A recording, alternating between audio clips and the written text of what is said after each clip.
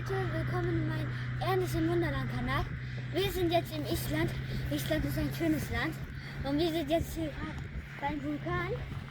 Hier seht ihr das Lava. Aber leider ist es schon getrocknet. Ihr seht ja, da raucht es schon.